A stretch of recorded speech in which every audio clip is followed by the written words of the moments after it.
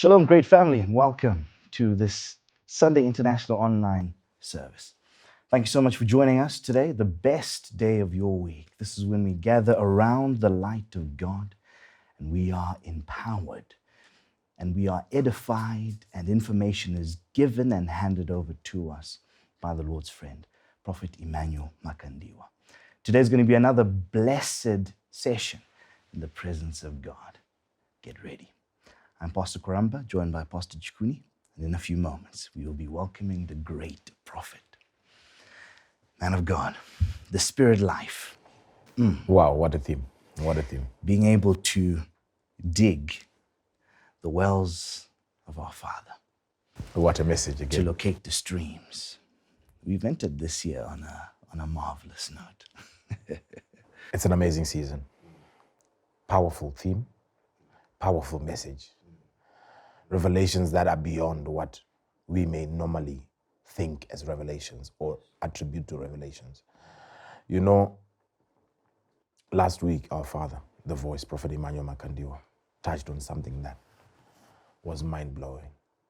It goes beyond what we had ever imagined when it comes to getting that life that we are looking for, that spirit life. Pastor Kwaramba, the revelation about Abraham, going beyond his physical existence, going beyond testaments, God comfortable in identifying himself with a man, had his inconsistencies, had his errors, but still God wanted to identify himself with this individual. And that blessing, attaching a blessing to an individual, one of the things that I was thinking about was, what is it that Abraham did that qualified him for such a platform? And it took me back to our father, the voice, Prophet Emmanuel Makandiwa. Look at the way through which the blessing then manifests itself even in the life of Isaac. Yeah. When Isaac was praying, when he was seeing the blessing manifest, did he know that it was beyond him? If he did, what is it that he could look at and identify and say, this is the blessing of my father, not me? Very thin line that needs to be identified. Then you look at a scenario where even today we are enjoying the blessings of Abraham. Developing yourself up to a point where even people beyond, I wouldn't want to call it generation because it's all of creation. We will partake of Abraham's blessing by reason of us being the children of God and being born again. What a blessing. What a blessing. But for me, it's a mirror image. And this is something that our Father has said time and time again, that there are investments that God has made upon the earth in certain individuals. And those investments are too vast. They're too large for that person's spiritual character to die at the point where his physical flesh dies. That's what I was arguing with myself as obviously I listened a couple of times when I listened to my father speak.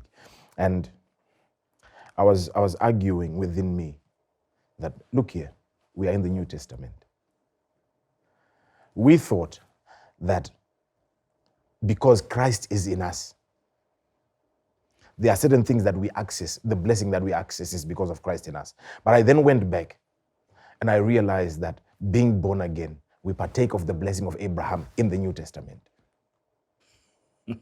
Our Father is just something else, Pastor Baramba. Our Father No, it actually brings us again to something that he has taught us. Where exactly does the New Testament start? When was the New Testament, in fact, initially initiated, before we have the New Testament. before the New Testament? All these are very exciting things to look at and to consider. But we are grateful that in this year, when we are seeing an advancement in the enemy's attacks, finally we have a theme, we have a direction that we've been given by God that allows us to harness strength from men who have managed to create a relationship with the Creator that is longer than lifetimes and lifetimes of communing with Him that an ordinary person can do. And so this theme allows us to tap into the grace upon men of old, forefathers in the faith, so that we may be able Patriarchs. to exactly confront what it is that we are faced with in this day, with strength, with boldness, as the children of God. You know, making reference to the message last week, a life coming from an inherited blessing. A way of life coming from an inherited blessing that was placed upon an individual by God. So you find that the people that then follow that blessing or that qualify for that blessing are covered by an individual that once lived. I also believe that by a prophet we are preserved. That's right. By reason of us having a prophet in our life, by reason of us having a father like our father, Prophet Emmanuel Makandiwa, Right. the voice. Some of us may be living beyond our time. And if there's ever been a time when I have so much joy of having my father, the voice, it is now. If there's ever been a time where I would have wanted the service to go longer, anyway, we are in lockdown in Zimbabwe and most countries in the world. If there's ever been a time where I would want my father to speak until forever, it is now. And we thank God we are sitting here, Pastor Koramba. That's right. Indeed. Let's get to the service. We believe that you're ready now. You're well prepared to receive a continuation from last week from our Father. Shalom, our Father. Shalom. Shalom, Father. How are you? We are good, well. Father. Thank you so good. So much, Father. Always scary when you have a prophet asking you, how are you? You need to verify first before you answer that. We are fine, I know. Thank you, Father. Thank you, Father. Yeah. Thank you, Father. Father, thank you so much for your desire to give yourself to us. Thank you, Father, for laying out principles that empower us as your children to be able to make full use of who you are in our lives. Father, there's nothing as disappointing and as painful to have a champion like you as a father, and to have children who have no idea how to utilize the victories that you have won on our behalf. But we thank you, Father, for setting up a platform where we are able to harness the strength that you have garnered for us, and for sharing that strength with us, Father, and allowing us to live victoriously because of the victories that you have won on our behalf. So, Father, we are so grateful that this topic really allows us to see more and more of the benefits of being part of this glorious lineage, where we can partake of so many wonderful things that are our benefits as your children. We thank you so much for that, Father. We thank God. We thank God. I believe this is the most powerful and the most effective tribe that has ever walked the face of the earth. Wow, thank you. And we really must take advantage of every bit of information that God makes available to his people and take it seriously.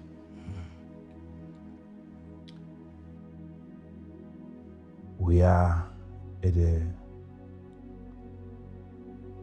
point where it is what God says that matters now. Thank you, Father. What God says. Wow. If it is God saying it, then that matters a whole lot. Yes, Father. Yes, Father. Yes, Father.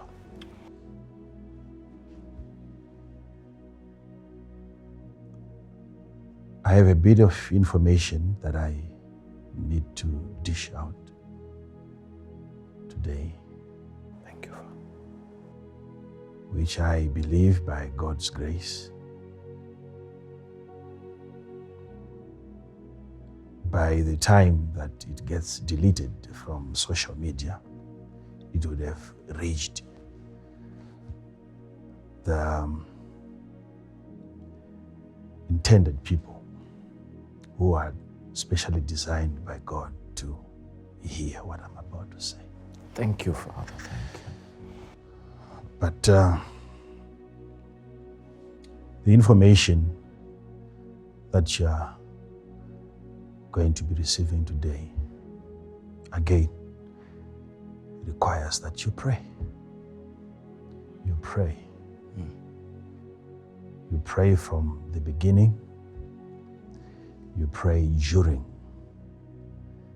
the teaching, Thank you, Father. the sermon. And even after, you keep on praying.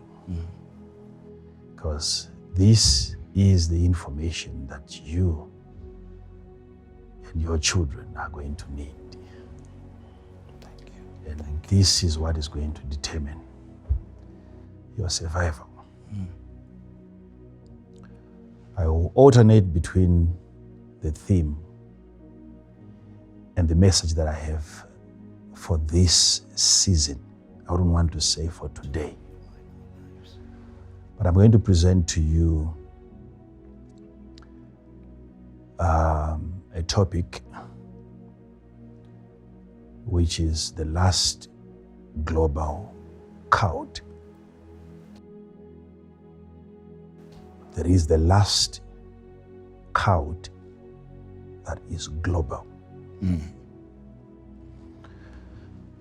Because most people, they believe that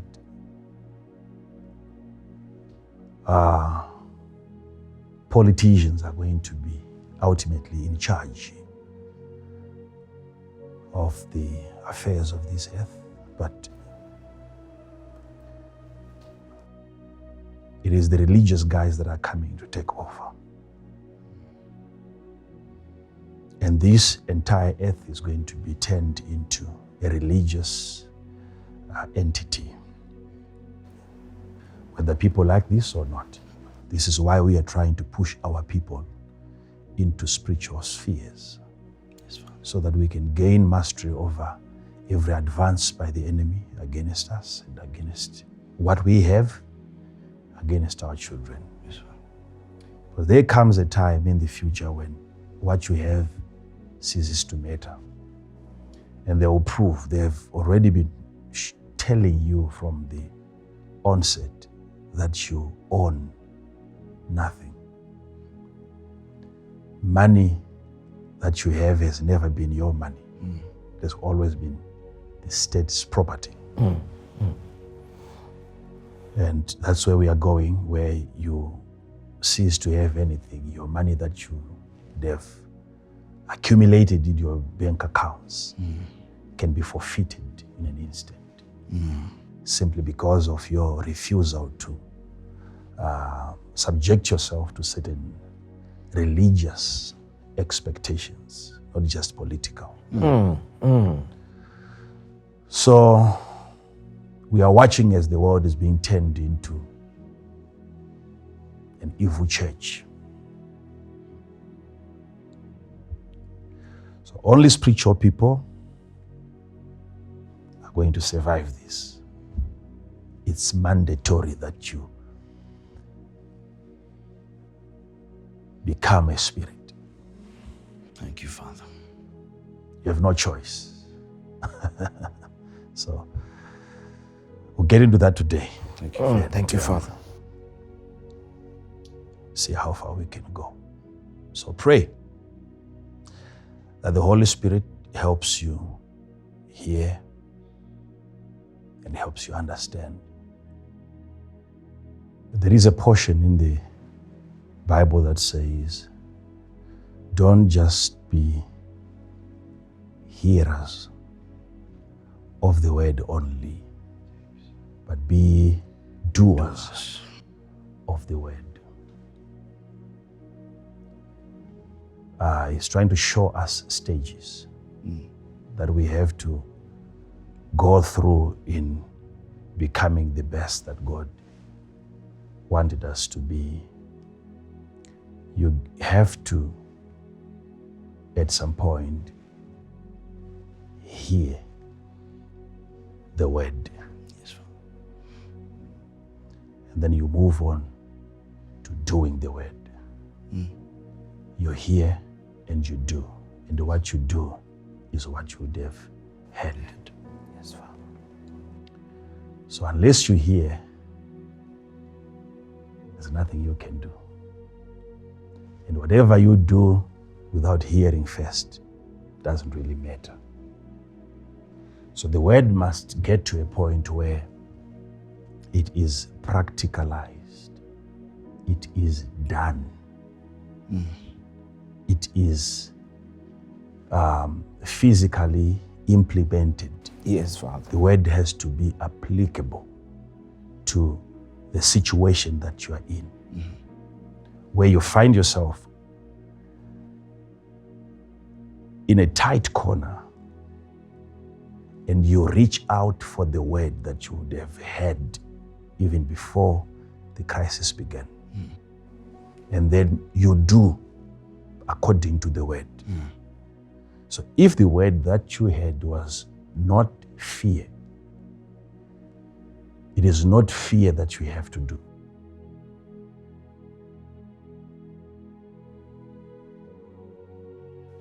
Don't just be hearers of the word, but doers. How do you do the word? What is doing the word? Yes, Father. Are you telling me, pastors, that there is that exercise in the body of Christ where you find someone doing, and what he is doing is the word? It is not his career. That's not his profession. That is not, he's not playing sports. What he's doing is one name, is the word that I'm doing the word. Where you work out the word, and what comes out there is a product of the word. Yes, Father. Yes, Father. Because you have heard, and now you're doing. So we do according to the word, and we walk according to the word. Our confidence in the midst of this crisis is derived from what we have heard. This is why we have to be making sure that someone gets to hear.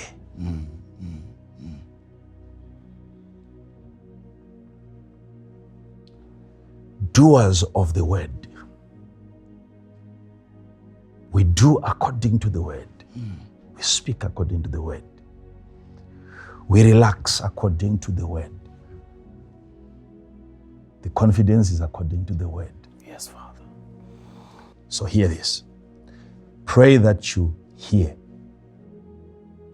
what the Lord is about to say. And pray that you are given grace to do. Grace to do. Grace to do. Yes, Father. Oh my. I said I'm going to touch on the book of Samuel. Yes, Father. But before we get there, notice how God, in the first place, ensured that you had the power to survive any catastrophe. He ensured that. Verse number 7 of chapter 2 of the book of Genesis.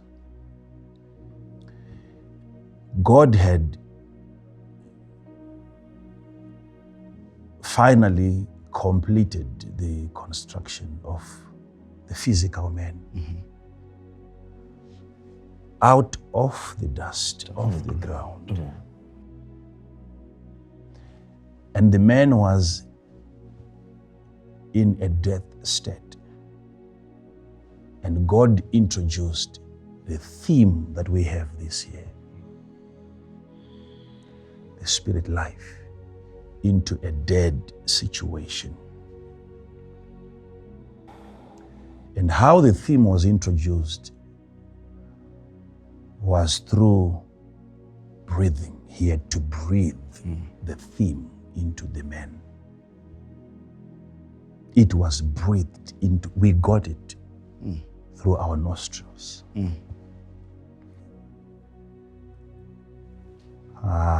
And God breathed the breath of life. That breath of life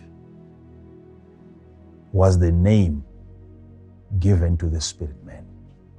He's called the breath of life.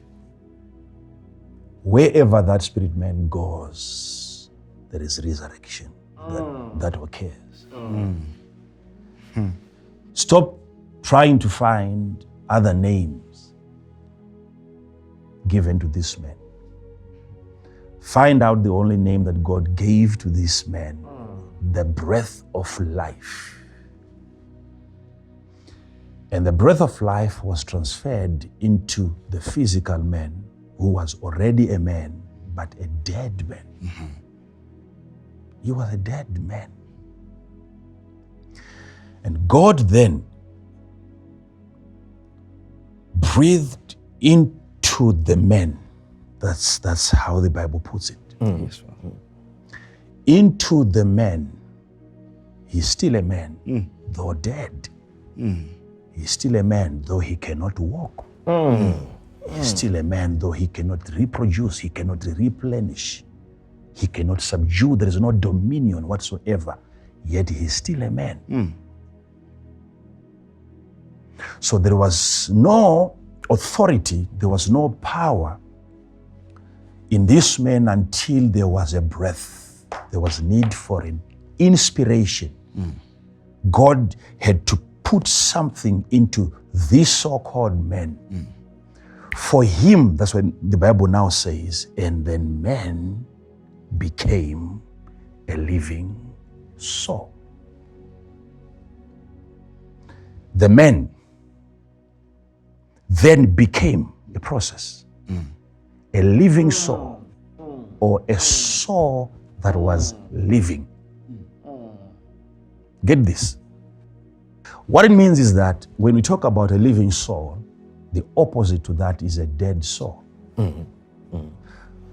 So when the spirit man entered into the physical man, he resurrected the soul. And by the resurrection of the soul, we mean the resurrection of the emotions of the man, the feelings of the man. The man was now made to feel by the Spirit of life. It was the Spirit of life given to him that made him to begin to have appetites.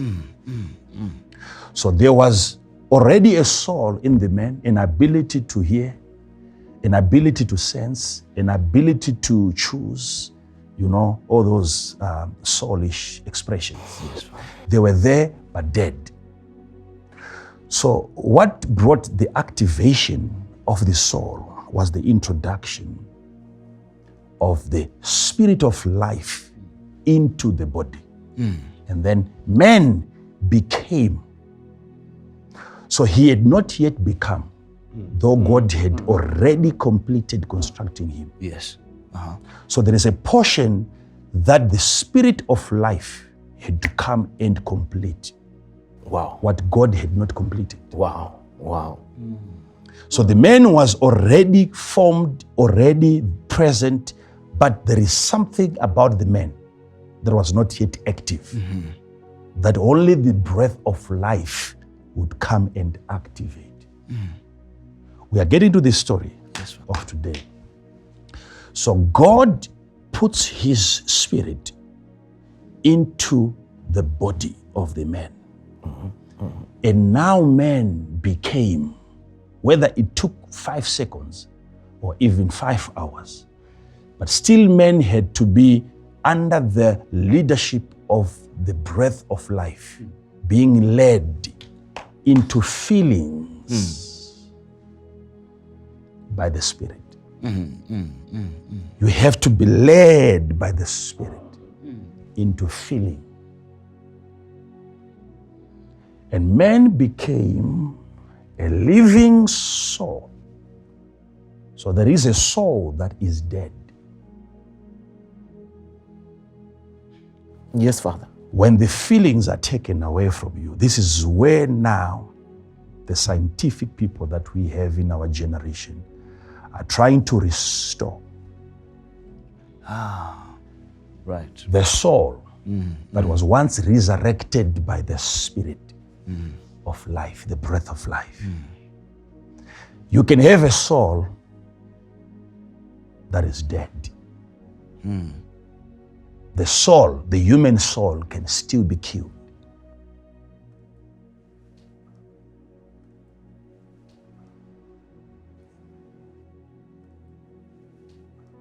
What is happening, ladies and gentlemen, is the impeachment of the breath of life in a human being. There has to be a replacement. Something has to be engineered scientifically. There has to be a dethronement of the Spirit of God in a human being that leads a person into feeling in a certain way. And there has to be something Strong, Father. Strong. invented by evil wisdom that comes to replace that position in a human being, so that you begin to feel not according to the breath of life, but according to the medication, according to a certain chemical, and you react and you respond according to scientific decrees. Now, hear this. You people, you must understand that you are too many for this upcoming technology to handle. Unlike with phones and iPads and laptops, technology can handle that, no matter how many gadgets that you come up with. But a human being has proven to be the most sophisticated creature that God ever created. Now, trying to pair him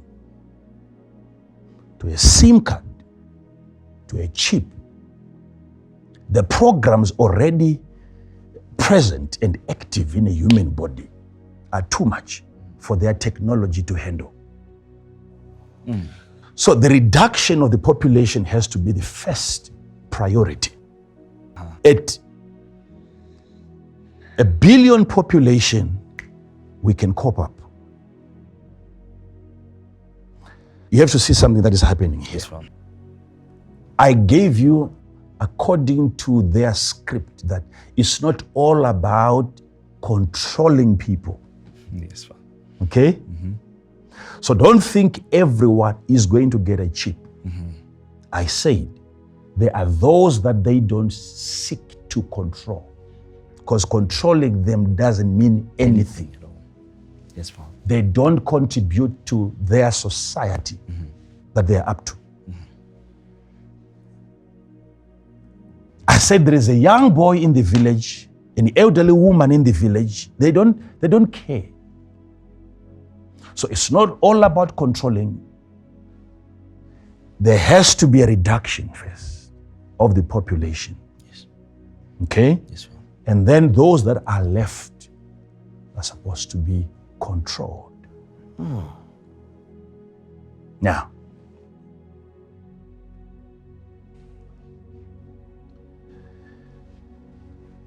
so now we have the breath of life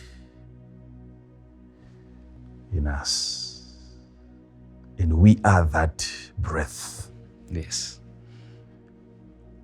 And as we are breathing, it is the going out and the coming in of the spirit man.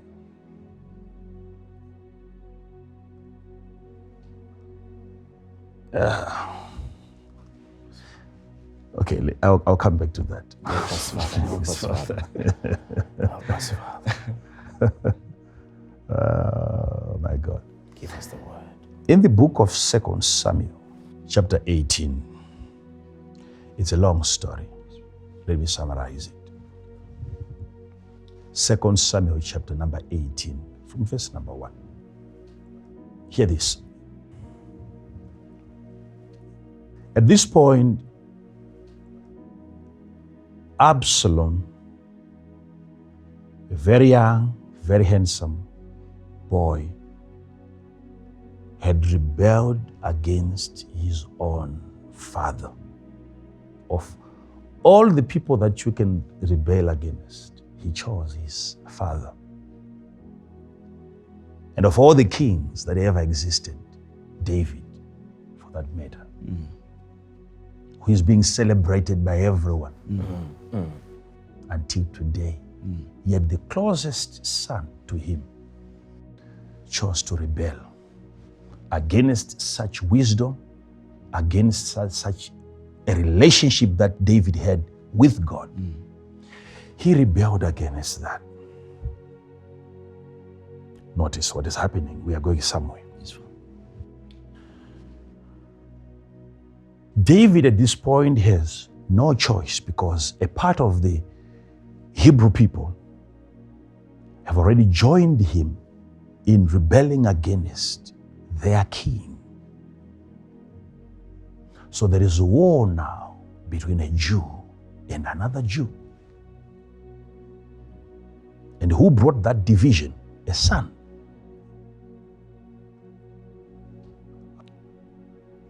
So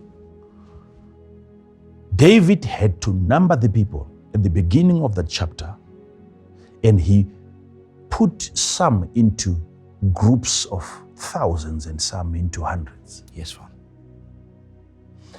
Then he made sure that one group was being led by Joab, and the other was given to Abishai, and the other was given to Ittai.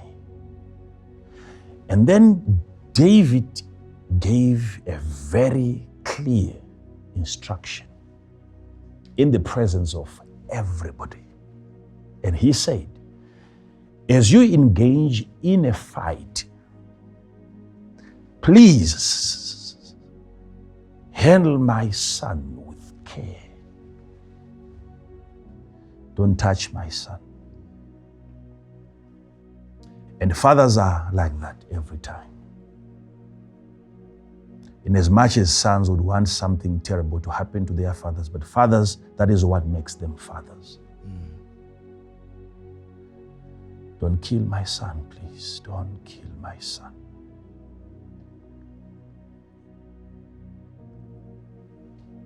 Oh, the same thing that happened when Lucifer fell. It wasn't just himself. He got a third of the angels. Until today, I've said it before, I'm asking God for wisdom so that I tap into the message that Lucifer preached, that a third of the angelic hosts believe. I would love to hear that kind of a message. Because if such a man can deceive a third of the most intelligent beings in heaven, then earth is in trouble. We are moving towards the greatest deception ever to be unleashed on the face of the earth. If Lucifer is still the same Lucifer and he is in charge of the airwaves and he controls the media, if a third of the angels could not survive his deception, watch where we are going. We have to watch where we are going. You're not dealing with a schoolboy here. True. This guy has been around. The intelligence that he has tried it on superior beings.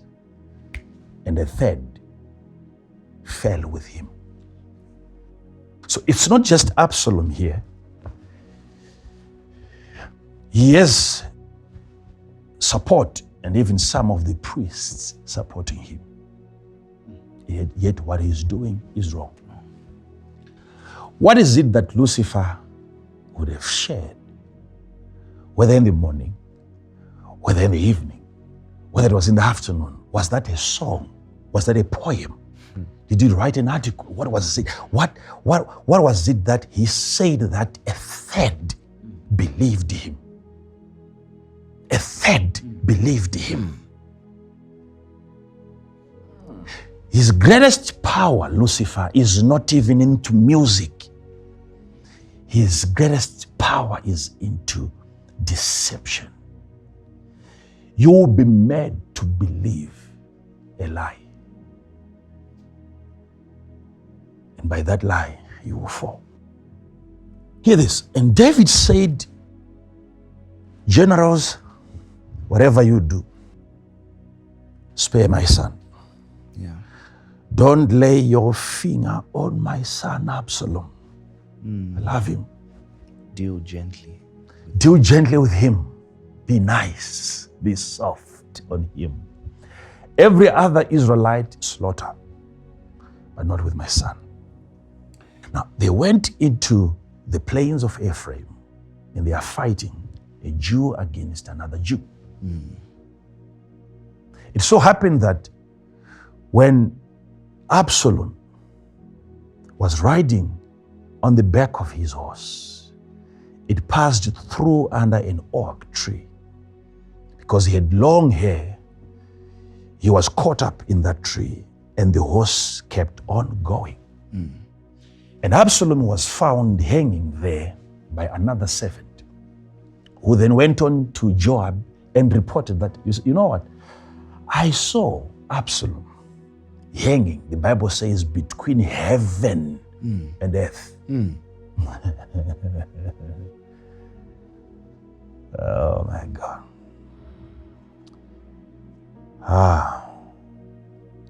But he was still alive. And Joab said, young man, you're telling me that you should have killed that boy. You know, we are facing all these problems today because of him. Had you killed Absalom, I would have given you 10 shekels of silver and so many other things. And this young man said, my Lord, there is no way that I would have killed Absalom, even if you were to give me 1,000 shekels. Because I heard the king when he said, I was there when the king said, touch not my son. Had I killed him, you know there is nothing that is hidden to the king. He finally gets to hear everything. Even you, Joab, had I killed him, you were never going to give me that offer. You were going to kill me and blame it on me. This servant was just something else. He said, had I even killed him, you were never going to spare me. It's not about 10 shekels here. You were going to kill me. So because I had the king himself, this level of submission is something else. Amazing to me. How this servant, though he was under Joab, would still remember what the overall person they had said. Despite what else is being said, whilst you're watching news at home, reading the newspaper, you still have to keep the word that was said by the most ultimate person in your life. What did the king say? What did this servant could remember? Apart from what Joab is saying, he said, I remember what the king said. And I cannot go against that. So if the king tells you not to be afraid of what is coming, and then the media tells you to be afraid, you must remind the media that when God spoke, I was there. Yes. And he said, Yes, do Father. not be afraid, That's right. because I am with you. Yes. Hear this. And Joab took some of his guys, 10 guys that were with him, and they went and descended on Absalom, and they killed him whilst he was hanging in between. I'll come one day and explain that. Hanging between the heaven and the earth. And he died in that atmosphere. Oh, anyway. Now Absalom is dead. And this matter has to be reported to the king within 24 hours. The king is supposed to know that what he never wanted to happen to his son has happened. Then there is a guy called Ahimaaz who was a messenger. He volunteered to go and deliver the message to the king that his son was dead. Follow me on this one, pastors. It's very important. Ahimaaz said to Joab, "My Lord, allow me to go and deliver the message to the king." David. You must understand at this point why David had not gone with his generals into the battlefield. Not because he wasn't interested, but the generals themselves were not interested. Okay. And I believe this is the reason why they were generals. David wanted to be present, monitoring the events whilst he is there on the ground. But before they went on to fight, they begged him to remain in the city.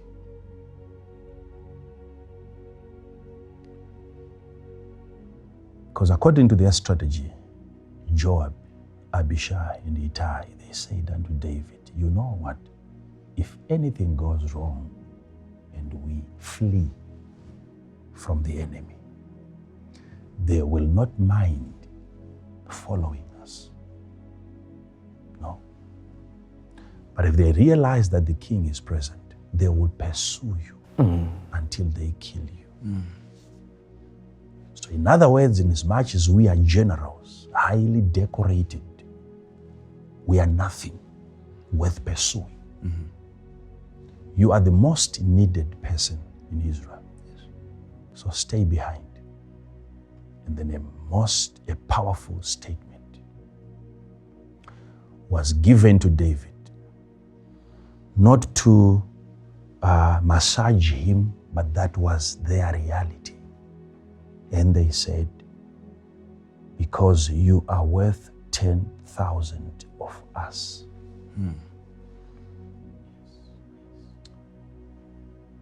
You can only hear that from generals, not from mere people. Mere people, average people would want you to feel like you are just like them. Yes. Yes. A general Yes. thinks like that. You are worth 10,000 of us. My king, you have to start counting 1 Joab, 2 Joab, 3 Joab, 4 Joab, until you get to 1,000 Joabs for you to come up with 1 David. True, Father. Very true. It's true. What kind of a man is that if men are the same?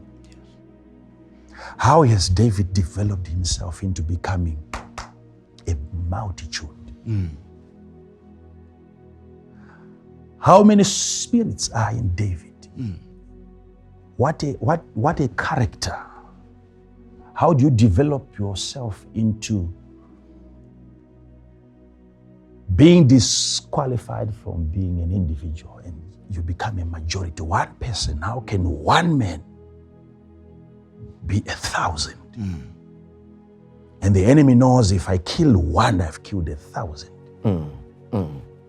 And he will let go of the rest of the people and target that one individual because he carries a society, a community. Who is that person amongst us? What has David done to himself in order to attain that position of becoming extremely valuable to that extent? Don't forget, David doesn't feel like that. He's shaken by what is happening. He has lost his son, who has rebelled against him. Yet at that point of loss, to other people, he's still valuable. That's not the story. Powerful, Baba. That's deep, Father. That's deep, Father. Why you are where you are, if your life is miserable, is because you have sustained that mentality of wanting to believe. You have tried everything possible to convince yourself that everyone else is just like you. Until you realize people that are more valuable than you, then you become a general. Strong, Father. Keep on arguing with that reality, and certain realities are not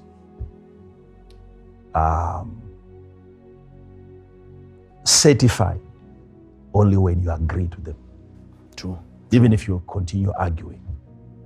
But hear this. Ahimaaz then said unto Joab, let me go and deliver the message to the king.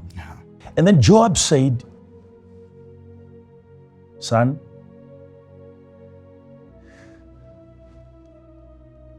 today, this is what he said. I want you to hear this part. He said, you shall not deliver the message today.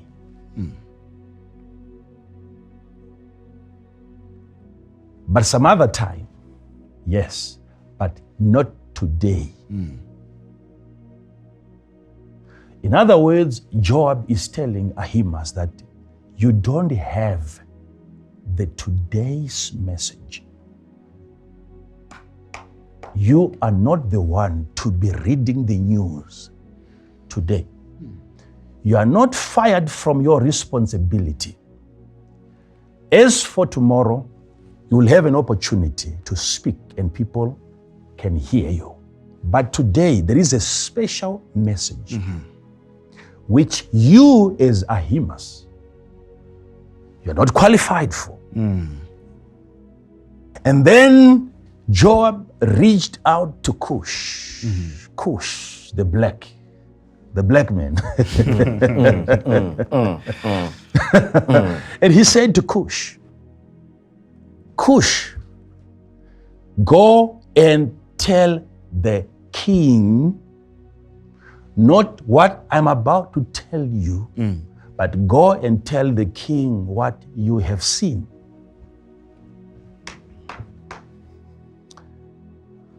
So today's message was supposed to be delivered by the one who had seen. So there was no need for Joab to explain to Cush what he was supposed to go and say to the king. He summarized everything by saying, Cush, I know your visual abilities. You have seen it all.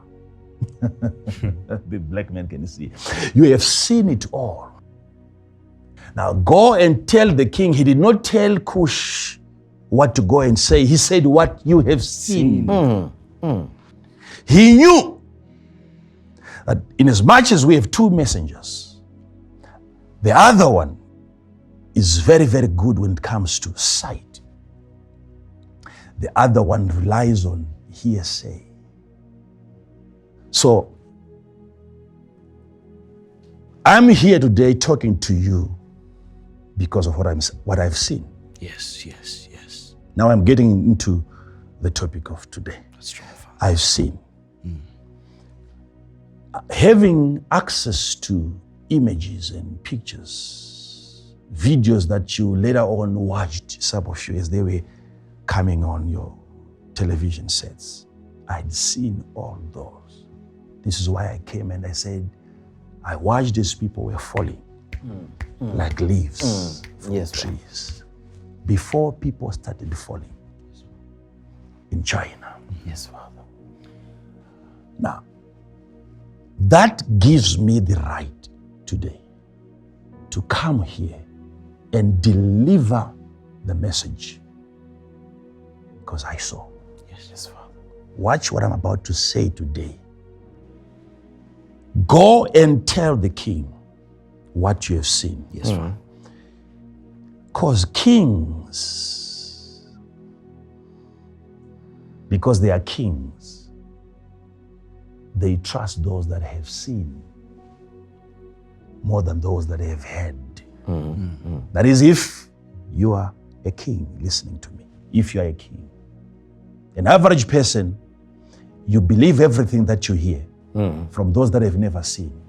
But if you are a king, if there is a kingly DNA in you, there is a way that you verify information. You want to know the person talking to you, was he there when it happened? Yes, Father. But notice how Joab puts it to Ahimaaz. Today you have got no news. You will not deliver the message today. So in other words, today, keep quiet. In as much as talking is you enjoy talking. This is the problem that I see us having in our time. I don't know whether this was there 100 years ago or maybe 50 years ago, even 10 years ago. I don't think this was this kind of a behavior that we see now today on social media, where every single person, simply because he has access to internet, access to Facebook, access to the keypad or keyboard, whatever, whatever is said by whoever, even the most ignorant person feels obligated to also send his comment. Very true, Father. Talk about stars. Talk about the movement of the clouds. He feels like the whole world is waiting for him to pass on a comment.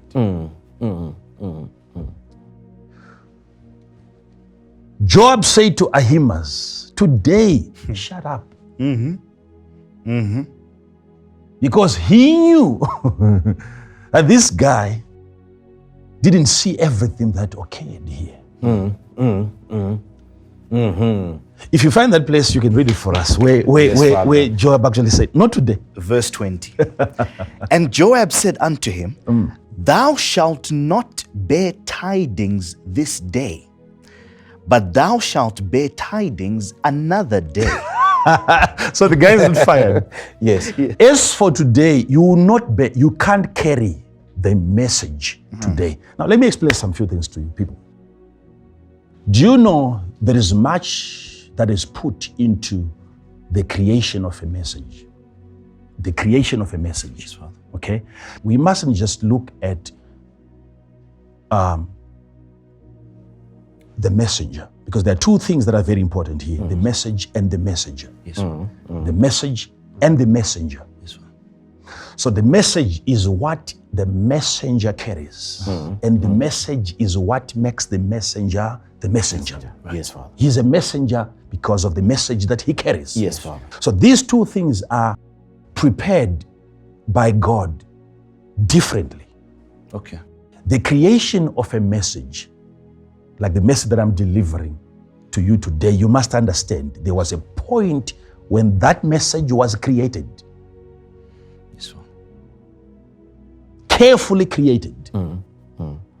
So if there is any preciseness in the creation of the message, there is need for preciseness in the creation of the messenger who carries that message. Not everyone can carry this message, especially if it has to do with life and death. Life and death, life and death, life and death, life and death. Joab said to Ahimaaz, you will not carry this news today, but tomorrow. Any other occurrence, I will send you. But this message, today's message, it calls for a well-prepared messenger. Hear me on this one. Yes, Father. Yes, Father.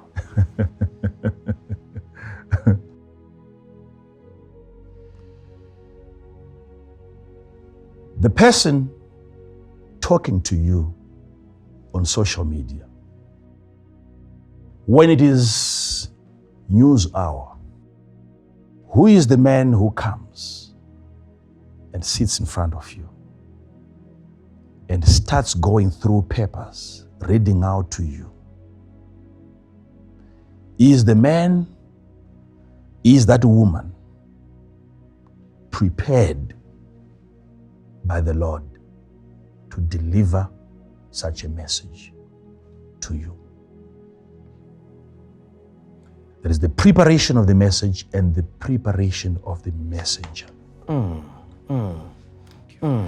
There is a message that is too good to be carried by an ordinary messenger. Yes, Father. Yes, Father. I can give you an example. Jesus would not allow demons to tell people who he was, though they were accurate. We know who you are. And he would silence demons. Yes, Father.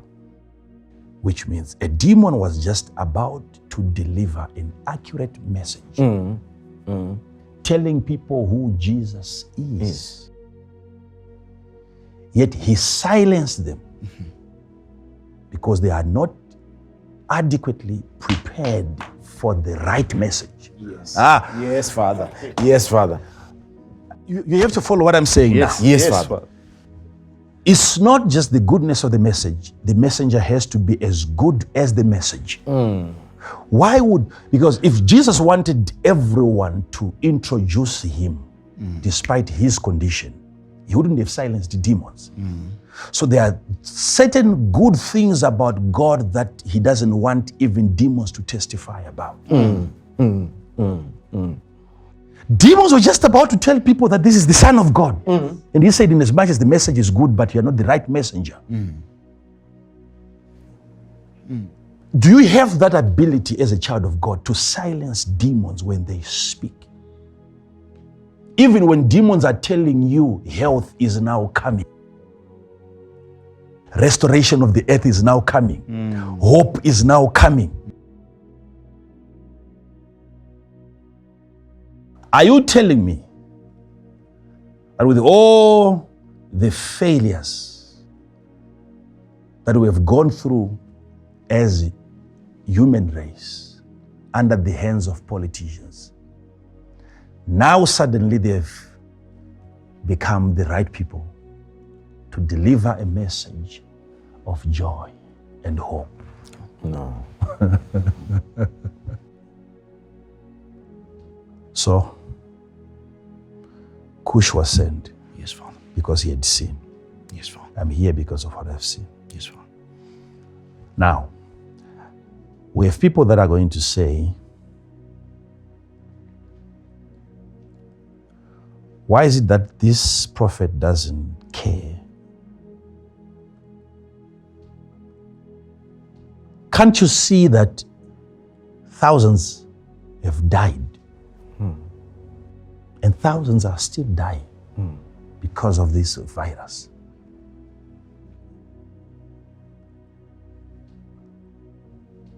You have seen thousands dying. I saw billions. Yes.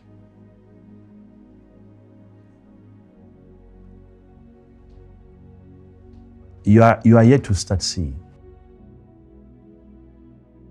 they say you ain't seen anything yet. You haven't seen anything as yet.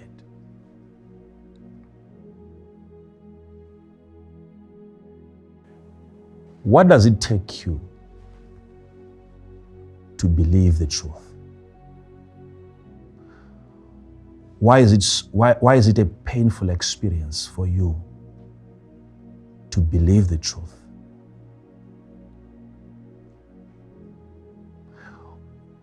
Why is it that you feel like you're about to lose something when you're about to gain?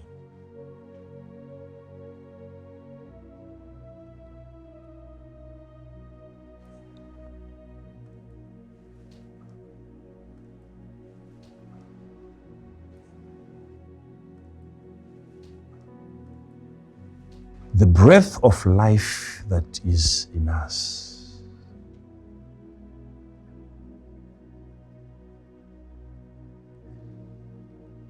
it is the power that is given only to a deity to go on and create other lives and resurrect the dead. That is why God created one man, and from that one man, we are over 7 billion.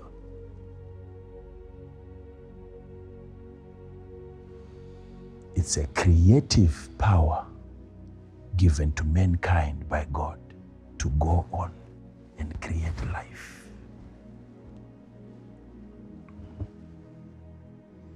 Whether you will have 2 lives from today or you have 20 lives from today, you determine. Only a deity can create life. You can't be a child of God and not be a God. Thank you, Father. Thank you, Father. So, then Cush went with the right message. Yes, Father. And then Ahimaaz, after Cush had long gone, he kept on begging Joab, please allow me. I want to make a report. I want to make a statement. I also want to behead.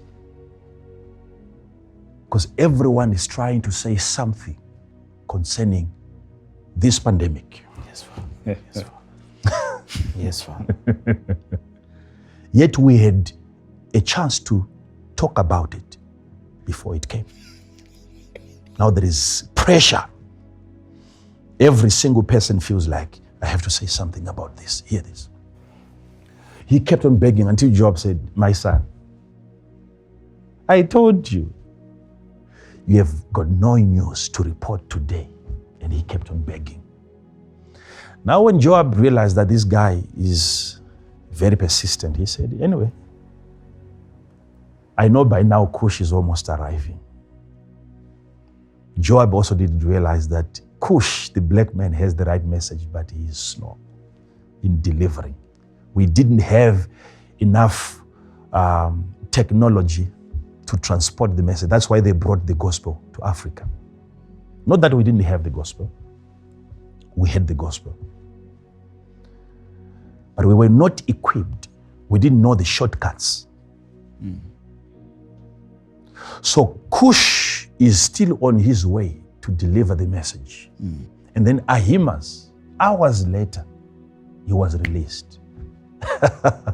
And he came out like an arrow from the bow. And the Bible says he took another route, a shortcut. And then he arrived first. And the watchman saw him coming and he sent a message to the king. He said, I'm seeing a man who is coming, but he is alone. And David said, if he is alone, he has a word. Let him come. As he was coming, and the watchman again looked, and now here comes Cush. And he said, there is another one that is coming. And David said, if he is alone again, he has a message. And then the watchman said, but the first one that is ahead, It looks like it is Ahimaaz. And then David said, if it is Ahimaaz, he is a good man. He is a good man. He trusted him. He's a good man. They are good people, but they don't have the right message. He's a good man. Let him come. So he arrived, and then he explained to the king. He fell to the ground, and he explained to the king, King, oh king, congratulations, your enemies have been defeated. And the king wasn't really worried about every other person. And the king went on to ask concerning the son. How is Absalom my son? And then Ahimaaz said, oh, my king, when it comes to that aspect, I saw a turmoil. There was just some confusion and a lot of noise, but I didn't know the meaning. I didn't know. Yes, I knew not what it was. I'm not the only prophet who saw this pandemic. There's quite a lot of prophets who actually saw this. But maybe what they never got was the interpretation of the turmoil. Ahimaaz said to the king, I saw there was some chaos, but I didn't know. Read it if you find that part.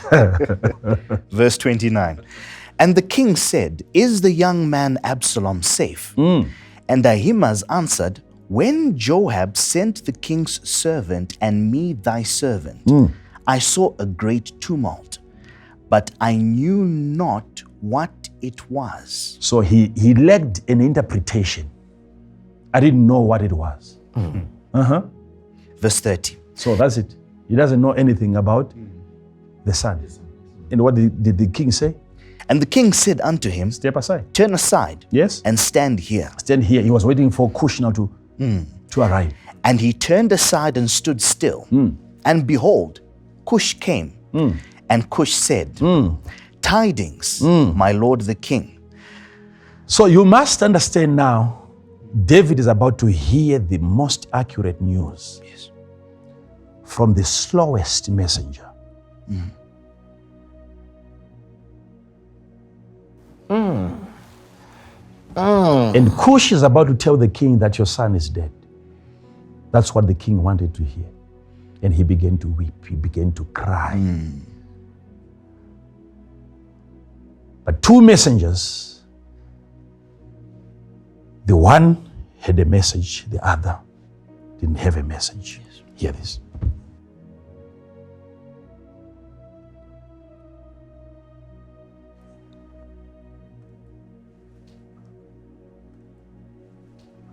The qualification that Cush had was not speed, but sight.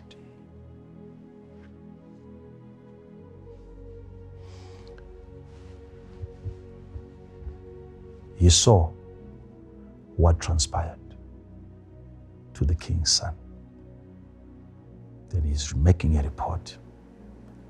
Notice where we are going now. I'm yet to touch today's message, so please bear with me. It's important that you hear this and hear me very, very well.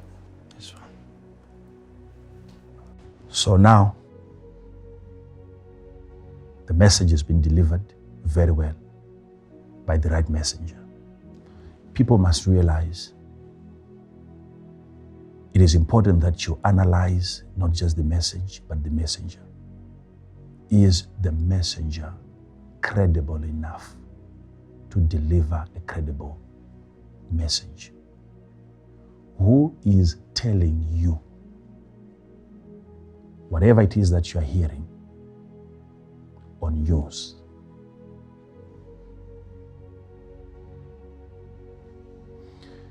Is the person prepared, well prepared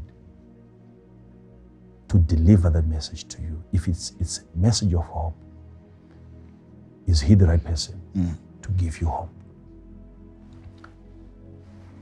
Remember, Jesus said, I give you peace, the peace that the world cannot give. Not because the world is stingy, but because it doesn't have that kind of peace. Even if they would have wanted to give it to you, that's the kind of peace that politicians cannot offer because they don't have it themselves. Now, the world is sick, and we have sick people giving us hope.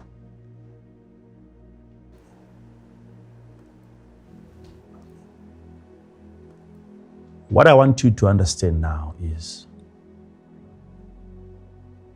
the level of deception.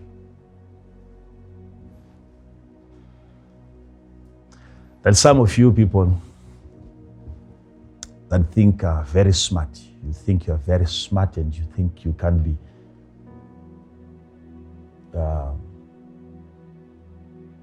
be played, you can be cheated. I want to show you how far you have drowned into this deception.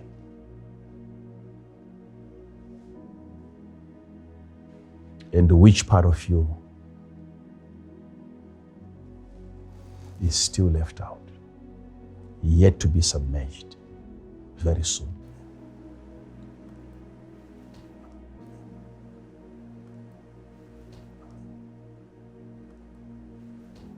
There was an evangelical preacher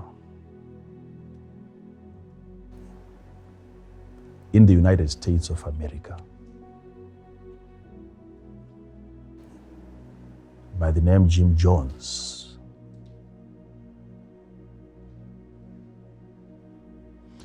He was a cult leader.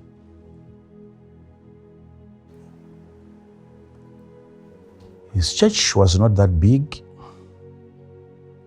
He was up to 1,000 members gathering in one place.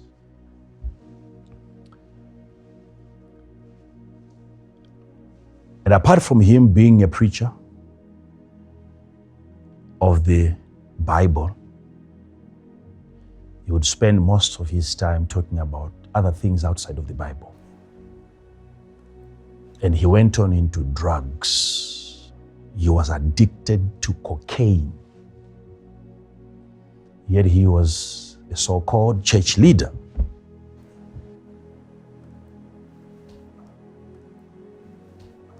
I don't mind at some point if you're going to play this footage and see how many people that died under his manipulation, under his mind games, under his deception.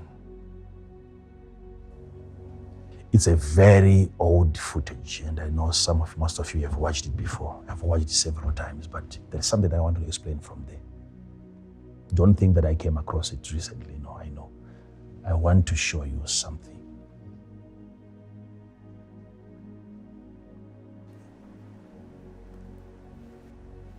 This is a leader. He started the People's Temple, his ministry. And he came at a time when there was chaos in the United States of America. There was some uprising, protests, and a lot of things were happening in the States. In the midst of that chaos, that's when he got a message to comfort the people. And people had a place of comfort.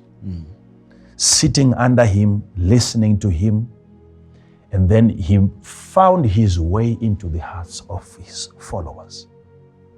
Now, you think cult leaders are dangerous. Wait until I finish explaining.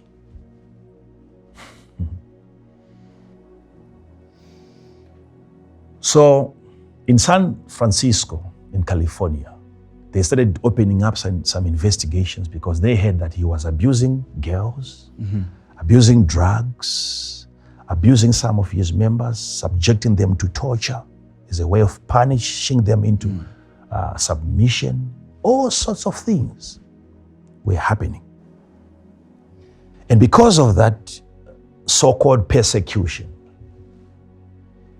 he migrated into the thickest forests in Guyana.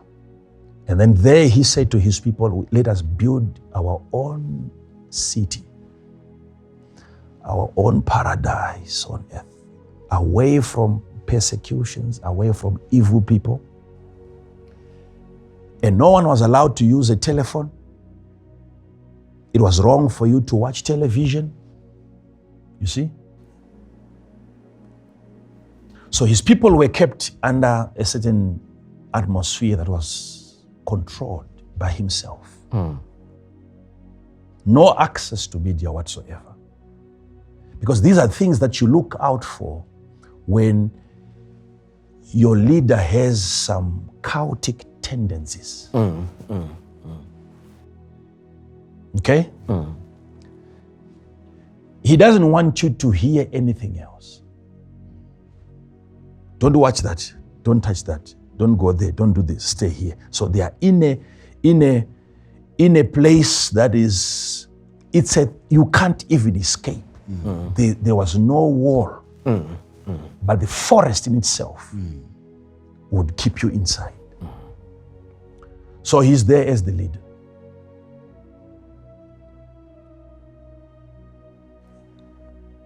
Until he began to teach the opposite of what we teach. He started telling them that we will not give an enemy the opportunity of killing us. We rather kill ourselves. And then he began to push that into his people. It was not, there is no way that people can compare that guy to what we are doing. His theme was death. Our theme is life. Yes.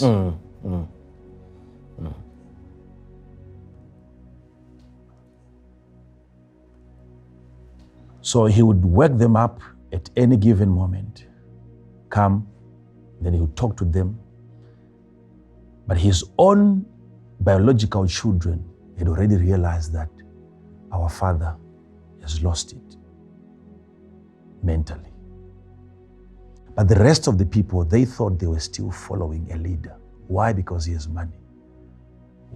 He knew how to dress. And I told you this some time back. When a man in a suit is insane, when a man with money tells a joke, that is why poor people, they always laugh. When a billionaire tells you this is what is going to save you,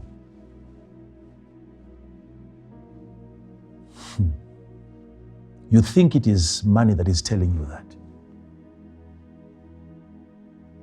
A man could have made money doing something else, not what he's about to do now. Right. He doesn't specialize in this. No. It took them time to realize that the man had lost his mind. To them, he was still a leader. To them, he was still in a position to tell them what to do. This man brought in gallons of cyanide into the camp, delivered his last message, and told the people, we must be ready to depart from these evil people. So we give our children first. Tell them not to cry because it is good for them. And they had to make their children drink the poison. And some were even injected. If you watch that whole documentary, some were even injected into their bodies.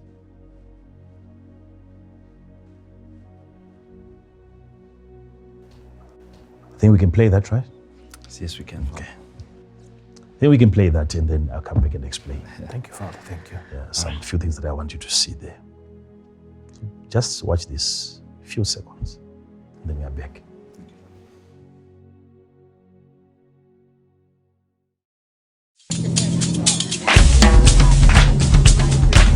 Jonestown was supposed to be a paradise in the South American jungle. it was anything but.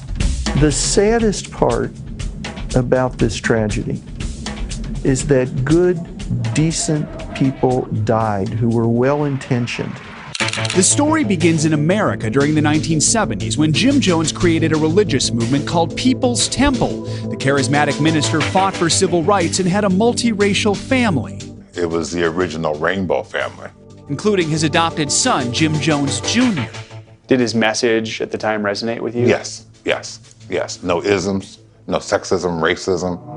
But in the new book, The Road to Jonestown, author Jeff Gwynne details how Jones started to change. He's convinced himself that he is some sort of superhuman martyr.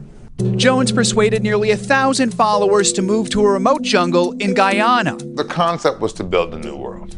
A socialist utopia. Jonestown was described as his paradise, and it was not. Former member Leslie Wagner Wilson says followers were overworked and underfed.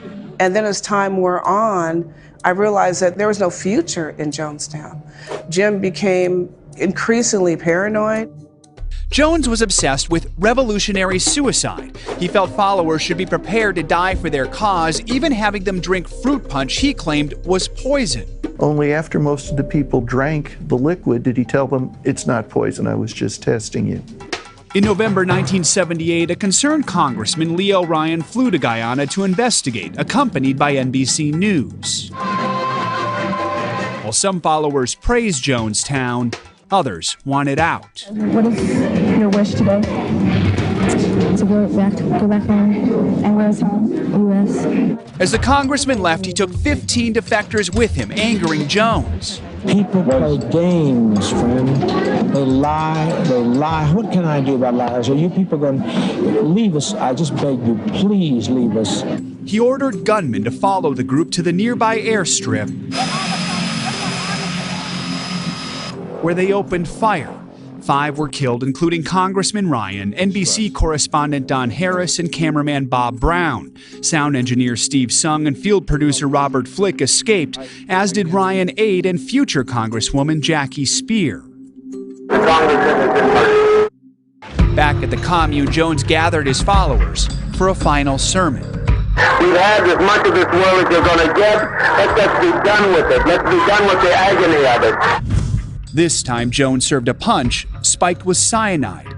More than 900 died, 300 of them children. Jones shot himself. We know from autopsies conducted later that a considerable number of people were held and forcibly injected with the poison. In the end, how many relatives did you lose? I lost 11 relatives. Okay, this is rather disturbing, okay? Because you're watching hundreds of people lying there dead, and they will never come back to life again in this physical existence. And this is happening in a place where life is supposed to be the theme. Yes. Yes, Father. Yes, Father. People are running away from death. And the only refuge should be the house of God. And you watch this happening in the church. And hundreds of people, including children. These are like 915 people dead. Not because they got sick. They were influenced by an individual to willingly take poison into their bodies.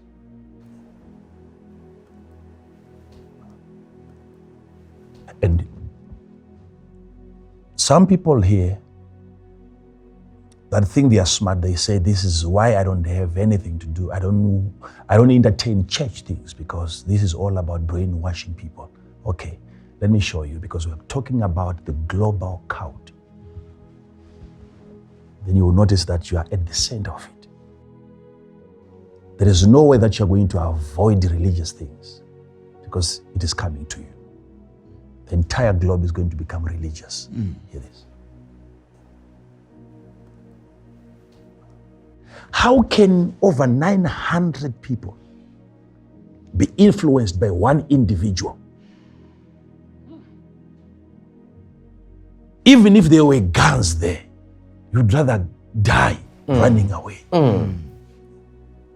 But guns were involved.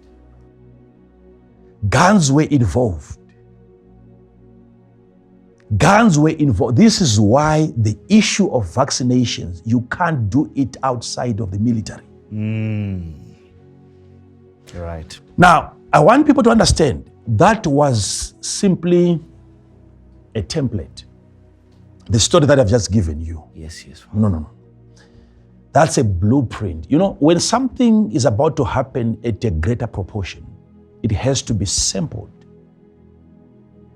first. That is why before even God himself sends fire on earth to destroy everything before the new heaven comes to sit on the earth, that fire had to be tested in Sodom and Gomorrah. You don't do that. You don't do that at the end of the time. You have to try it. Until today, you visit that city today, there's no life. Today, that fire that fell and the sulfur that contaminated the soil in that territory until today, the place is dead. But that kind of fire had to be tried first to see how it works before finally the earth is destroyed by the same fire. I'm just trying to show people how this is going to play out as we go. Now, you watch that, you say, how can people be deceived by an average? And you look at that man, he's an ordinary guy. Father. An ordinary guy. And those of you that are not part of the church, you think you have escaped deception. Wait, let me explain what is happening. As you watch that documentary, everything that you see happening there is what is eventually going to become of this earth. This earth is being taken over by chaotic leaders, not just political. A cult leader is emerging. One ruler, one king, the overall president is a spiritual guy. Now,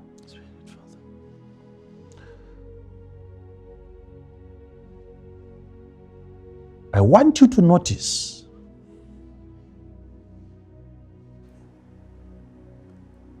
how can a group of people be told to take poison,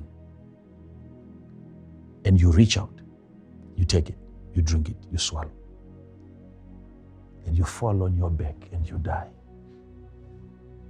Those of you at home hearing this, you think you are very, very far. You think you are immune to that kind of deception. This is exactly what is coming your way.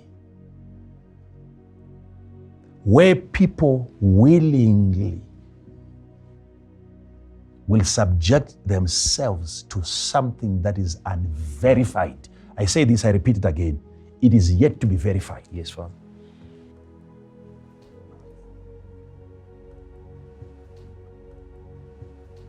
That John's town that they built and everyone died that day. You must understand, before everyone got killed, there was need for a messenger to be sent.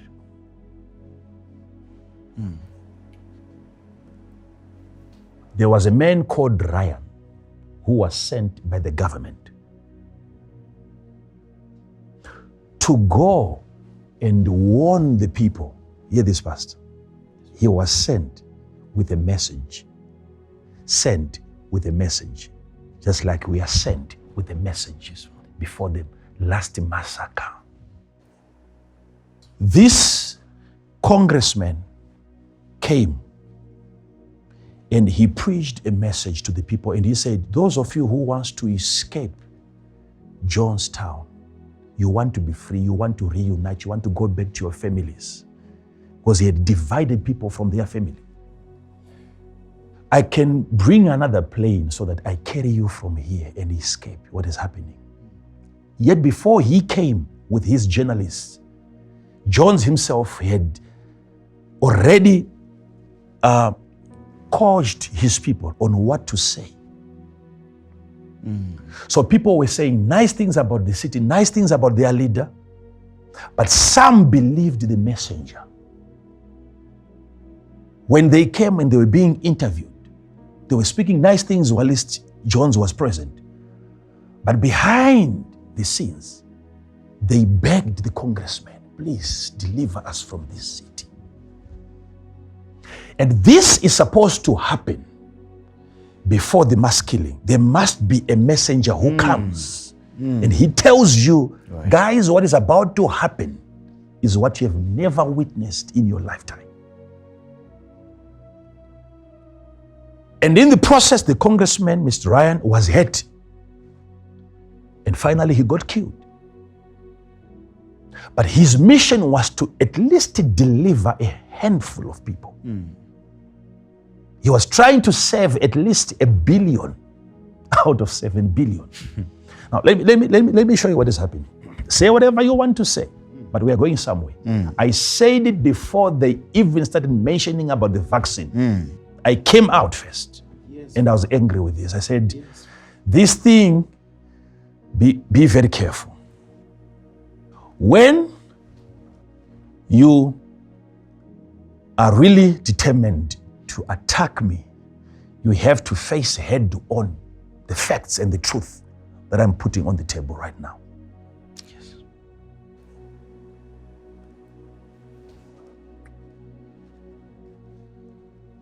Hear this point. Forget everything else that I've said, but remember what I'm about to say now. Hear this. Once you have whatever they call the cure or the vaccine, whatever, hear this. We are saying this, probably it's for the last time, I don't know. Because they only have, like I told you, they have now to really establish a very solid law against speaking against the vaccine. Yes. Okay. Right. So you have to hear me knowing. And you said that long ago. Long ago. So hear me now. Yes, help us, Father. Hear me. So that when I'm finally silent, at least you remember what I would have told you. I told you, this is a reminder. The man who produced the vaccine has indemnified himself. He can't be sued for the after effects. He protected himself. Whoever that person, the organizations behind it, they can't be sued because they know what is coming after will require the courts to intervene, and they are free.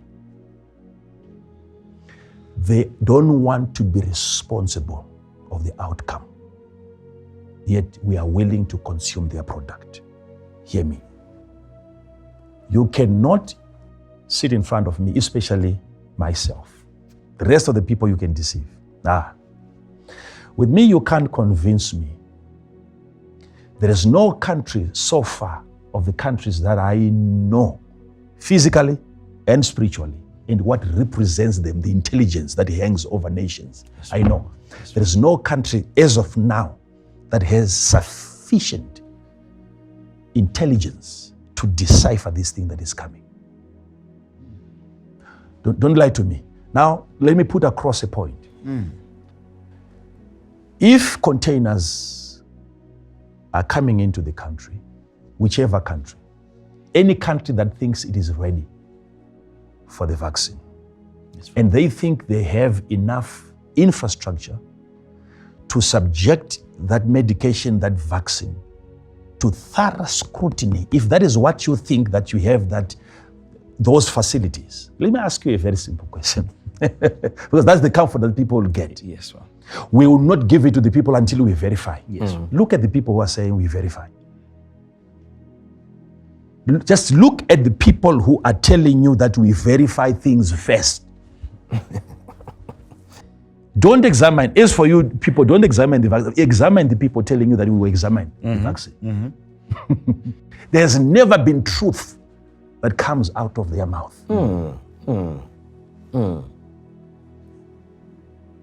Do you have what it takes to verify a product that you don't even have the capacity to produce yourselves? Right. Number one. Number two, even if you have the capacity to test the vaccine, should you be the first one to use it if you are the least affected by COVID-19? Should you be the first to use it? No. Number three, of all the tests that you can do, I want one person, if he's going to send a comment, I'm ready to read that one. If it's a text message, please give it to me. If it's an email, pastors, please make sure that I read that one. I want to hear from the most educated people out there. Some of us, we always remind people we didn't do well at school. So congratulations, those of you that are learned, but hear this. You have to educate me on this part, this question that I'm about to raise today. Of all the verifications that you are going to do, have you come up with a gadget, a compartment? Do you have an incubator? Is there a place that you have created that manipulates time?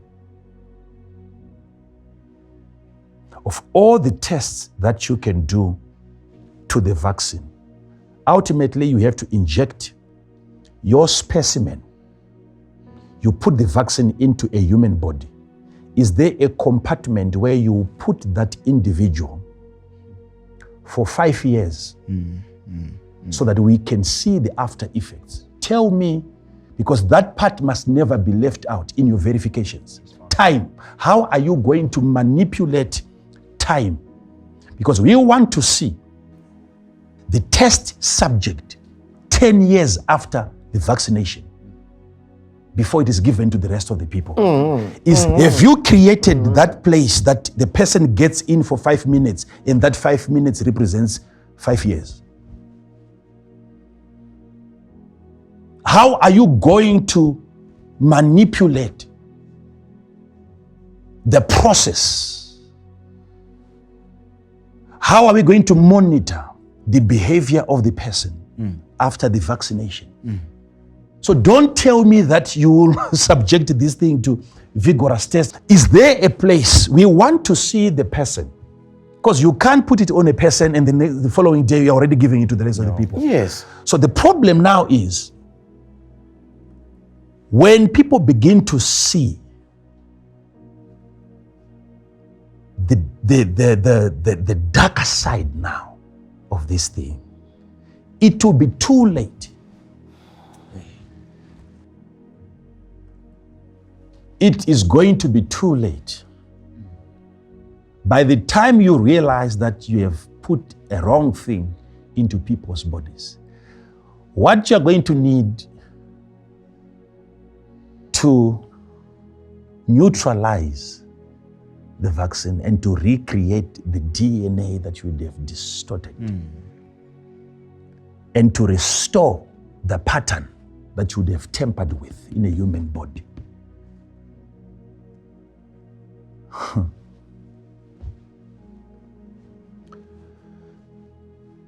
Now, some might say, what you're saying, you're discouraging people from receiving the only solution that is there. Who has told you this is the solution? I asked this question last time. This virus has changed several times. Yes. And we are still holding on to the same vaccine that was created for the first virus. No one is explaining that. And you must understand, these people are very cunning. Don't believe these world leaders that are being vaccinated on television. Yes, Father. That is not your vaccine. That is not even a vaccine. That's a lie. Our leaders are not like Jesus. They are never ready to die for their people. True. Very true, Father. You rather all die so that they live. They can't be the first ones to receive this thing. Why should you be deceived? Some of you have been to school. Please open your eyes and see. Am I saying everyone should refuse? Everyone should not get a vaccine? I'm just saying, let those who are most affected be the first ones. I've been saying this over and over. Let us sit at home and watch them. Yes. Receive it. Yes. Why is it that we are pretending as if we have? I know it's very sad that people have lost their loved ones. We have all lost our loved ones to this COVID-19. But this is not the first time that death is occurring. We have been watching death happening in our societies over a long period of time now. But what is coming is nothing compared to what you have seen. It's nothing. You, Pastor, do you realize how many people Boko Haram have killed in Nigeria? Plenty. Okay, I'm giving you an example. Boko Haram, how many people have died to date? And yet that group is still in existence. They are failing to get a vaccine against Boko Haram. A bullet, a missile against a virus called Boko Haram. How can such a massive group exist in a country with a fleet of military vehicles? And you can't see them even on Google. You can't even fly a drone over them to see where they are. And how many people has COVID-19 killed? And every industry has closed. And you believe politicians really care for you?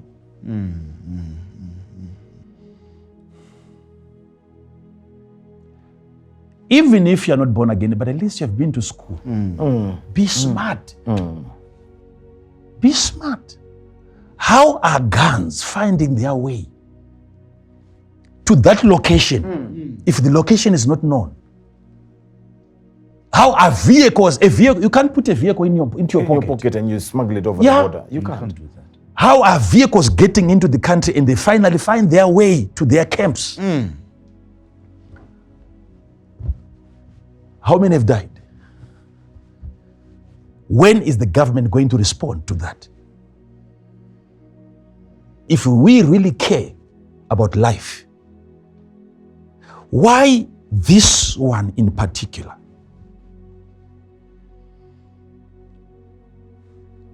So people are stranded, people are locked down, and people are desperate, and people will become hungry to a point where if you speak against the only solution available, they will kill you. It will not be the government coming after people like us. It will be our neighbors saying, you want us to continue like this? They are calling it a solution. Yet the people who are giving you the product are yet to understand the virus itself. They are yet to understand the virus, yet the cure is already out.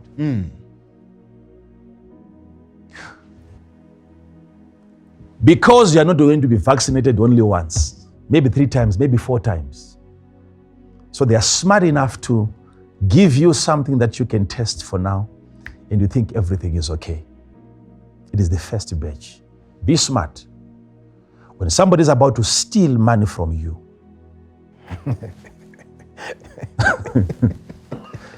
he's selling gold. The first consignment, it doesn't have to be fake gold.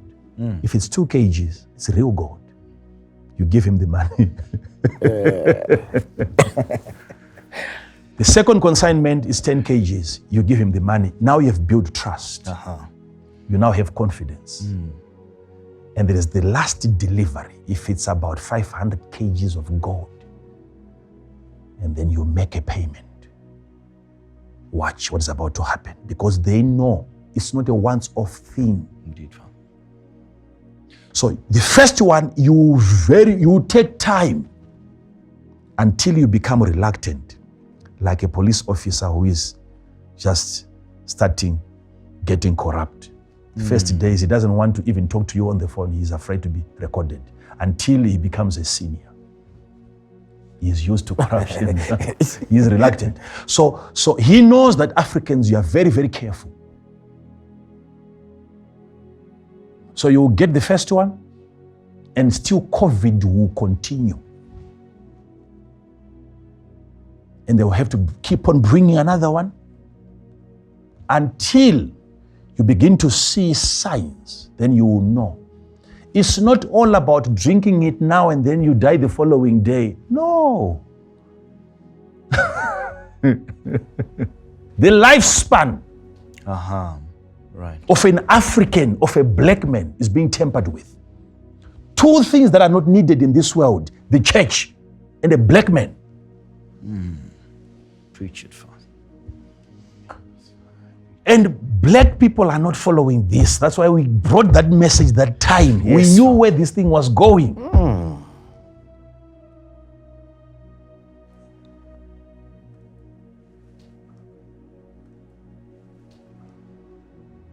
Now that you have it in people, let's say vaccinated 5 billion people, and you start realizing it's a wrong thing, what do you do? Had you given it time? Yes, people are dying. But that can never be compared to what is going to happen after. Yes, Can we? Are we ready to take that kind of a risk? At this point, where we are openly admitting that the recovery is at 85, 90%, at that rate, we want to take something that we're not sure of. What for? How can someone, this is my problem, especially with some of the people, they are not even, these are guys who are not even part of the production systems. They are on the receiving end. When they get it, they are so angry with a product that they never produced. So angry, who is speaking against this? We don't want to hear such things. We are encouraging you to come up with your own. Yes, Father. Your own. Thank you, Father. Thank you. Your own. Yes, Father. Why should we be fed by outsiders? This is why I'll keep on raising issues like this. If everything that helps Africa to survive has to come from outside, if every product that is consumed in Africa has to be imported from outside, why is it that we are not importing leadership?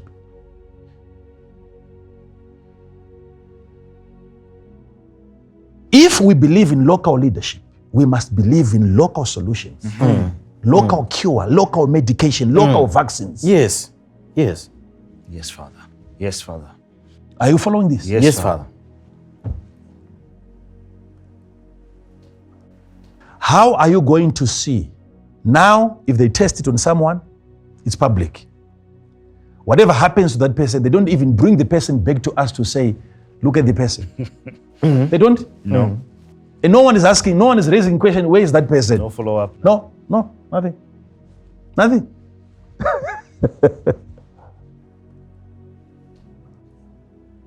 How do you explain that?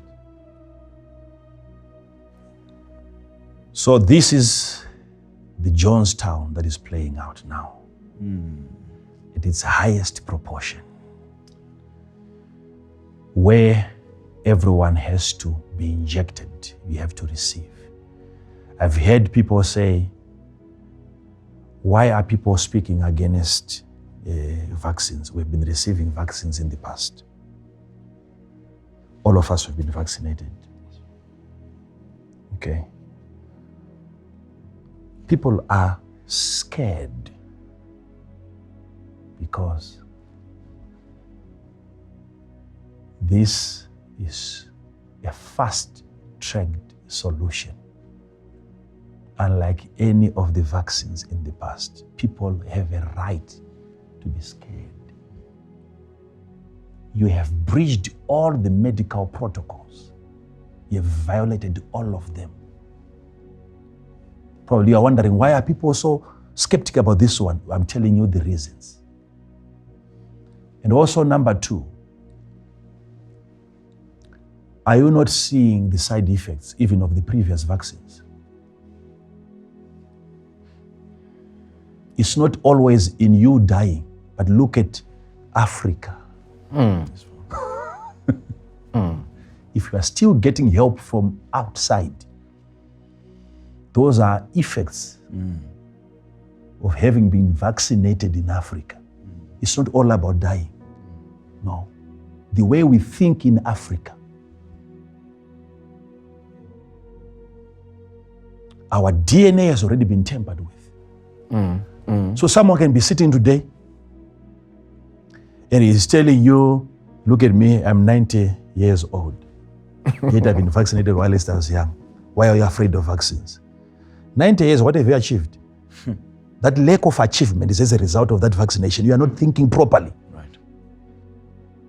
You are not thinking properly. That's why this one that is coming, no one is raising questions. It's because of the previous vaccine. You are not thinking properly. So the numbers are supposed to go down. According to me, if you are to ask me as a prophet, if you are to ask me as a messenger who saw the killing, the war that happened, the chaos, and I was able to interpret, I'm bringing this message to the kings. Hear me, what I saw is not good. For the first time on the earth, you will stand at any point and hear the word stick. It will get to a point where you will not be able to bury your relatives. You will require bigger institutions to do mass burial. Argue all you want, but I hear from God. Insult all you want, but I'm coming from the future. I've watched Africa becoming a desert. And the remaining 1 billion, that those that would have not taken the so-called cure, will walk in and start this world all over again. Open your eyes. If the phone that I have in my pocket, the owner, if it blows, if it explodes and it kills me, my children can actually sue the manufacturer of that phone. If a phone that is external, somebody has to be held accountable. Here comes something, a consumable product. Where do I report?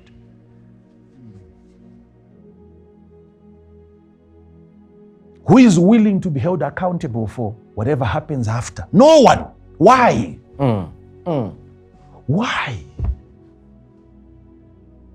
Why?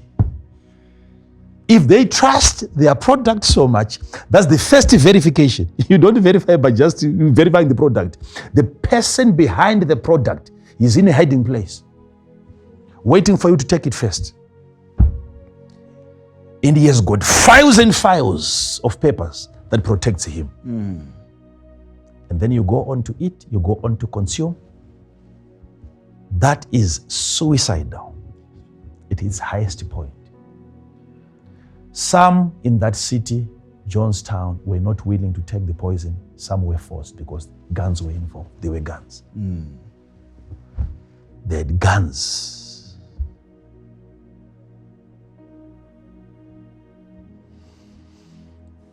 Another man who was given an explanation in that documentary, he said, if you arrive in that city, you'd think the people are protected because you'd see men holding guns.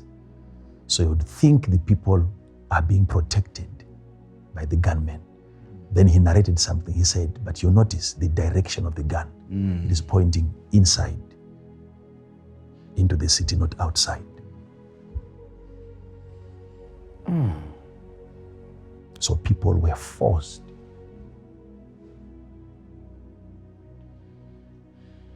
People were forced.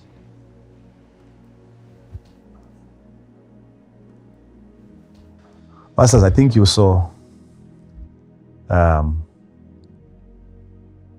some pictures that people were just, it's like a joke, but that's exactly what is happening, where people were maintaining this social distance in the airport. And then 5 minutes later. In 5 minutes, 20 minutes later, they are in the plane right next to each other. Oh my God. And they think that church people are fools. Then who are you? And what are you?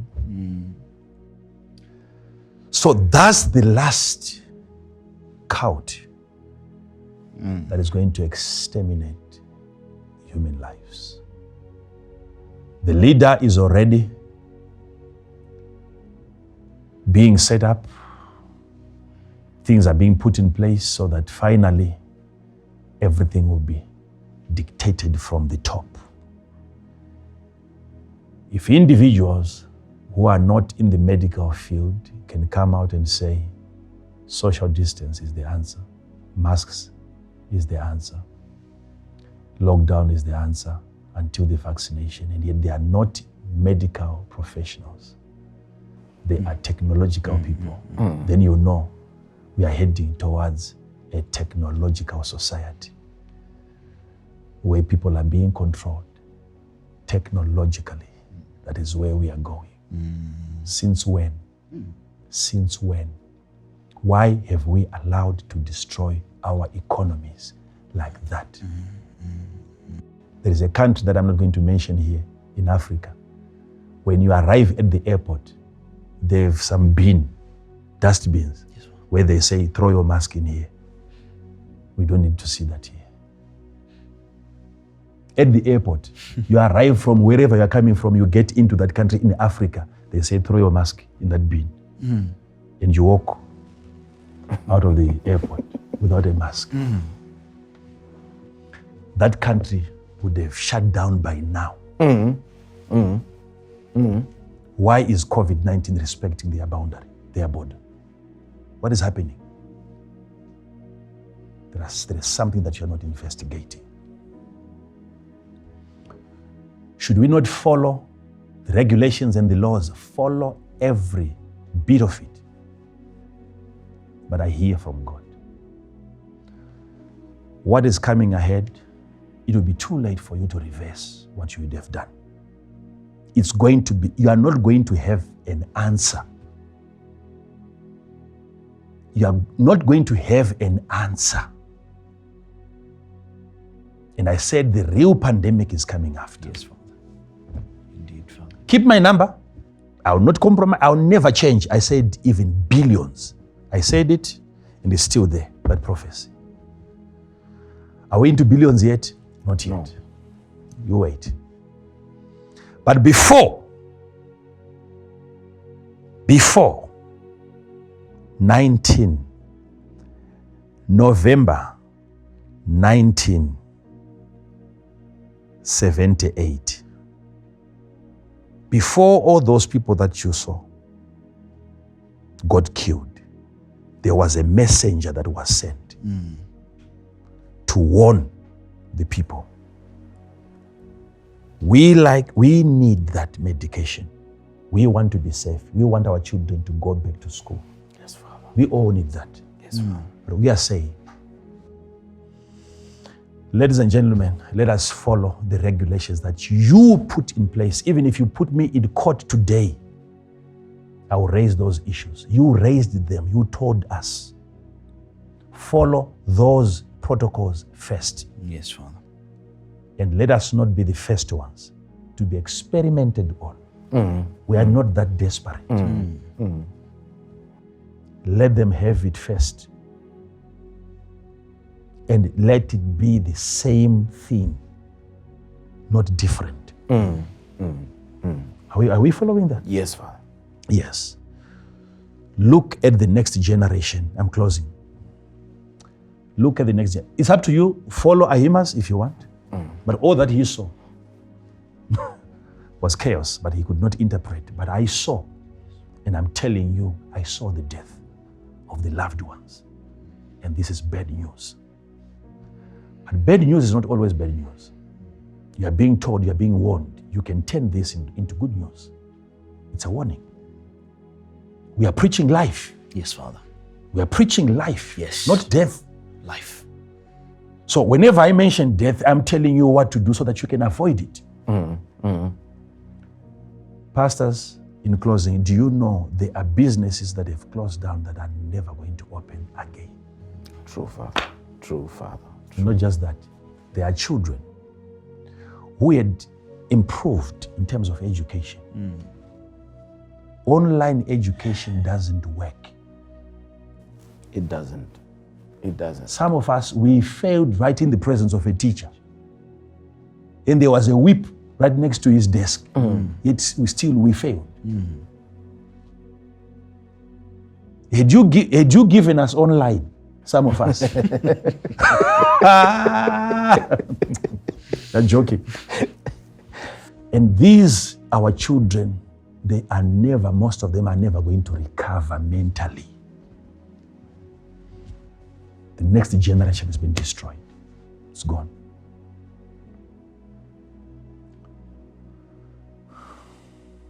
Yet there is something else that is killing more people than COVID-19.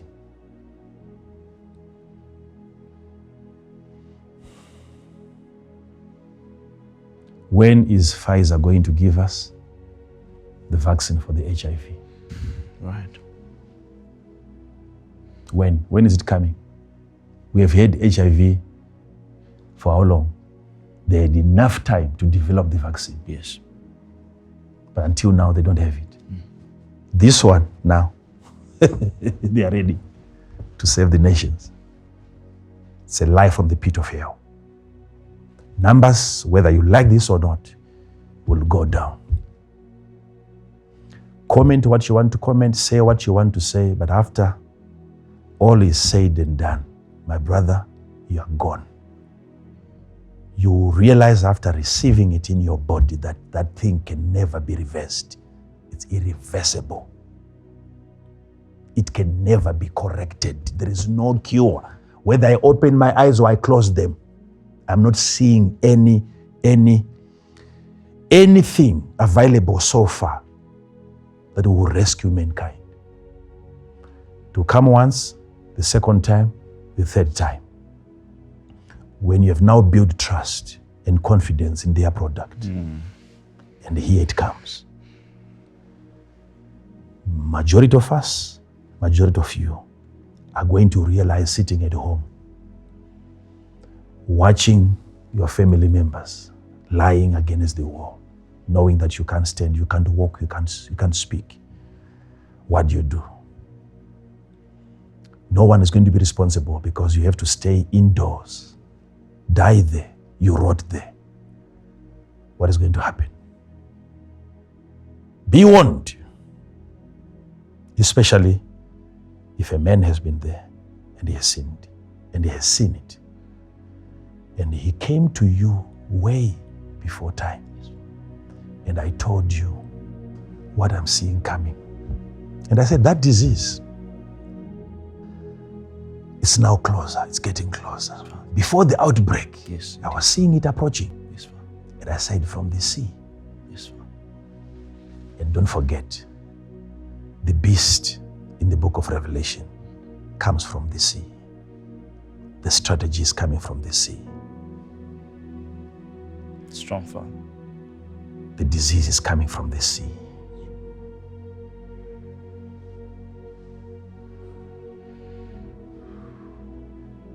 Watch out. Don't just pray, do the word. You are hearing this, not from Ahimaaz, but from Cush. God has prepared me for the message. that He prepared for His people. Hate me all you want, but at least I know that you love your children. Protect them. We'll pick it up from there. Thank you, pastors.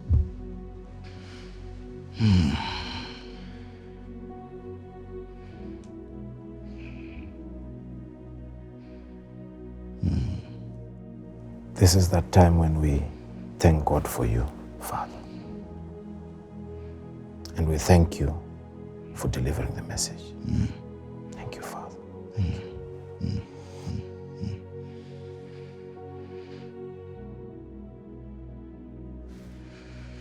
Thank you for opening our eyes, Father. Thank you so much.